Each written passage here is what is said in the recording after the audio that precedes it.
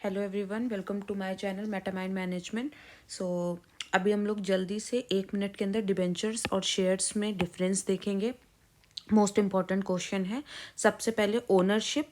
Debentures जो होते हैं वो एक डेप्ट होती है, ठीक है, एक हमारे लिए उधार होता है। तो जो भी डिबेंचर होल्डर्स होते हैं, जो उधार ले रहा है वो क्या होगा, लेंडर होगा, ठीक है।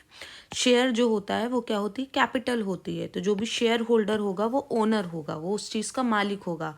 लेट्स से कि 5% डिबेंचर लिया हुआ है, यानी डेप्ट ली हुई है, यानी हमने उधार लिया हुआ है, ठीक है, ये हमारे ऊपर क्या उधार है। और शेयर क्या होगा, अगर हमने किसी कंपनी के 5% शेयर लिए हुए हैं और हम शेयर होल्डर है, तो यानी हम 5% के क्या हैं, उसके मालिक हैं। Return. Debenture holder gets interest at the stated rate whether the company earns profit और नॉट। ठीक, जो डिबेंचर होल्डर है, जिसने उधार दिया है, वो क्या होगा, उसको एक परफेक्ट, जैसे उसने बोल दिया कि मेरे को 8% रेट ऑफ इंटरेस्ट चाहिए, तो उसको हर बार 8% इंटरेस्ट मिलेगा, भले ही कंपनी प्रॉफिट कमाए या ना कमाए। Share holder gets dividend on investment. Share holder जो है वो, उसको क्या मिलता है, इन्वेस्टमेंट मिलता है डिविडेंड के तौर पे, ठीक, डिविडेंड मिलता है इन्वेस्टमेंट पे, ठीक। जैसे मैंने बोल दिया कि मैंने किसी कंपनी के 5% शेयर लिए हैं, तो अब उस कंपनी में जितना भी प्रॉफिट होगा, ठीक, उस प्रॉफिट का 5% जो है वो हो सकता है मुझे डिविडेंड के रूप में दे दें, ठीक। फिर repayment. Debentures are issued for a specified period. Debentures जो है वो स्पेसिफिक पीरियड के लिए इशू किए जाते हैं, लेट से 1 साल 2 साल जितने के लिए भी करे गए, ठीक। और उसको रीपे करना पड़ता है एक ड्यू डेट पे। लेकिन शेयर्स जो हैं वो कभी भी रीपे नहीं किए जाते हैं, ठीक है। शेयर्स जो है, जैसे अगर मैंने 5% किसी कंपनी के शेयर खरीद लिए, हम कंपनी से नहीं कह सकते कि अपने 5% वापस ले लो। एक बार मैंने खरीद लिया, अब हो सकता है कि जो मैं बेचूंगी वो कोई और खरीद ले, ठीक है।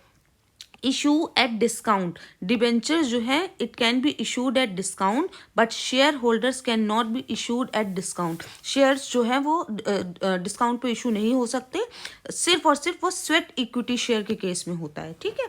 सिक्योरिटी। डिबेंचर्स मे और may not be secure. Debentures जो है वो हो भी सकता है कि सिक्योर हों और हो सकता है कि नहीं भी सिक्योर हों, लेकिन शेयर्स जो है वो फॉर श्योर सिक्योर नहीं है। क्यों? हो सकता है कंपनी लॉस बियर कर ले, तो फिर शेयर कहाँ से सिक्योर हो गया, हमें कैसे पता कि कंपनी अच्छा ही करेगी, ठीक। रिस्क है इसमें। कन्वर्टेबिलिटी। डिबेंचर्स जो हैं वो शेयर्स में तो कन्वर्ट हो सकते हैं, लेकिन शेयर्स जो हैं वो कभी भी डिबेंचर्स या किसी और तरह की सिक्योरिटी में कन्वर्ट नहीं हो सकते। Voting right. क्योंकि डिबेंचर होल्डर्स जो हैं उनके पास कोई भी वोटिंग राइट नहीं होता है शेयर होल्डर्स के पास, क्योंकि शेयर होल्डर उतने परसेंट के ओनर होते हैं, तो शेयर होल्डर के पास जनरली क्या होता है, वोटिंग राइट होता है। रिस्क।